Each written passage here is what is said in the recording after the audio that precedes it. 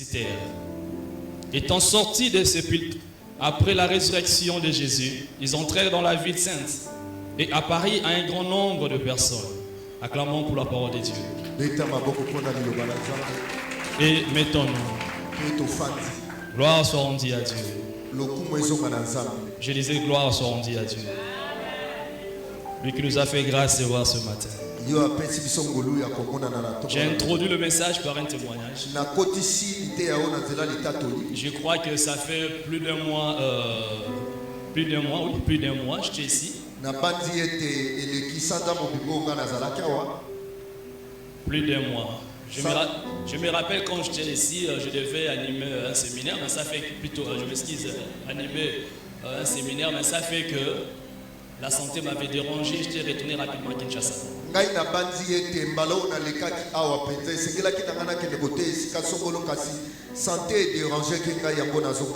Et c'était pas facile.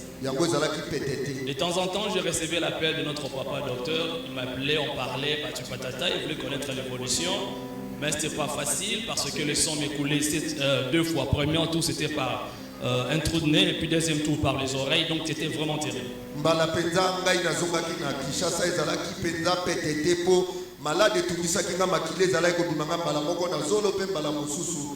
C'était la mort. Et les médecins m'ont dit il ne peut rien faire. Nous avons prié les Jésus que nous servons. Et c'était un miracle. Et tout est revenu en ordre. Alors je dis merci à Dieu pour vos prières. Vous avez le temps de parler à Dieu à propos de moi. Car de temps en temps, papa me parlait. Je me rappelle même la sœur Grâce m'avait écrit tout ça pour connaître l'évolution. Papa, comment va la santé? On nous a tenu informés que la santé dérange. J'ai dit en tout cas, Dieu fait grâce. Amen.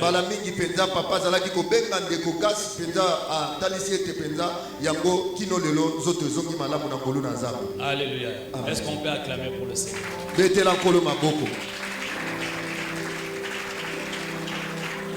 Alors ce matin, nous allons partager un thème intitulé le bienfait de la mort de Jésus-Christ à la croix.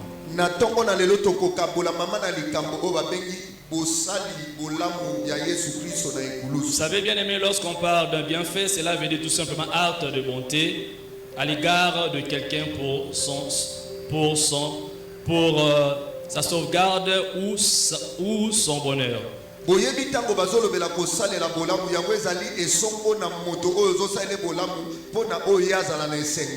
Alors, à un certain temps, il y a un monsieur qui a accepté de sacrifier sa vie pour que nous puissions être dans la joie.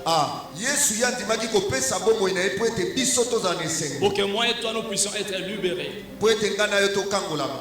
Pour que moi et toi, nous puissions être heureux dans la vie. Alors, j'aime cette histoire. Lorsque Christ a décidé de remettre son esprit auprès du Père, Jésus a crié deux fois. Pour la première fois avant de crier, j'aime ce qu'il a dit. Il a dit ceci. Eli, Eli. Eli, Eli. Laba Sabatana. C'est-à-dire mon Père, soit mon Dieu, pourquoi m'as-tu abandonné? Et quand je lis cette déclaration, je me suis posé beaucoup de questions. Est-ce que le Père pouvait abandonner le Fils? Parce que le Fils est en train de crier. Eli, Eli, Laba Sabatana. Mon Dieu, pourquoi m'as-tu abandonné? Le Christ est en train de parler de l'abandon par lequel il est en train de subir. Et il nous signale que c'est le Père qui lui a abandonné. Or, c'est le Fils unique du Père. Donc, par laquelle le Père l'avait légué pour une mission spéciale.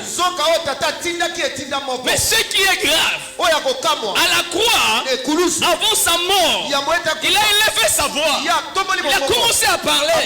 Eli, Eli. Mon Père, pourquoi m'as-tu abandonné?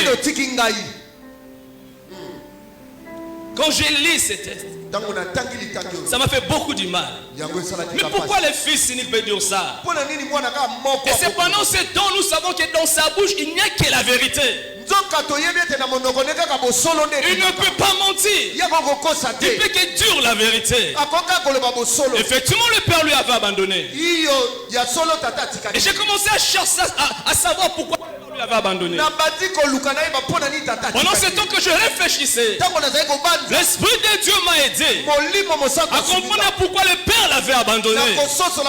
La seule raison, parce que le Fils avait accepté de se faire pécher. Comme il avait accepté de se faire pécher, et le Père avait décidé de lui abandonner.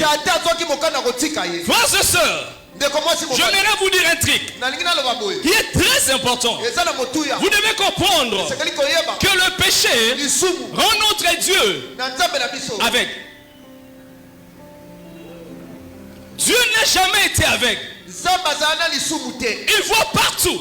Non, je parle de l'aveuglement. Dieu n'a jamais été... suis-moi très bien. Dieu n'a jamais été aveugle. Mais ces jours-là, il est devenu aveugle. En fait, le problème c'est quoi? Le péché rend Dieu aveugle. Quand nous péchons vis-à-vis de Dieu, Dieu devient aveugle. Je vais vous donner l'exemple terre à terre. Vous savez, lorsque tu vas, comment dirais-je, l'appelle ça quoi? WC. Quelqu'un me comprend? WC. Pas WW, WC. Ok? Water close. Ok, alright. Est-ce que quelqu'un me comprend? W.C. En d'autres termes, la toilette. C'est pas ça?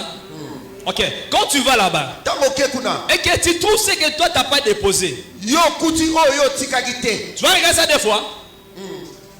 Hein? Personne va regarder ça des fois.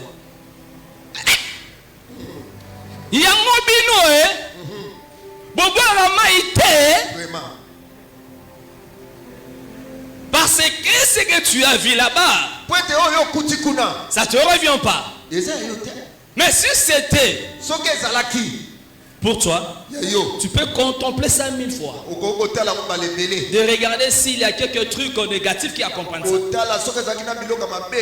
Pour savoir si tu es malade ou pas. Mais si cela n'est pas pour toi, tu ne peux pas regarder ça des fois.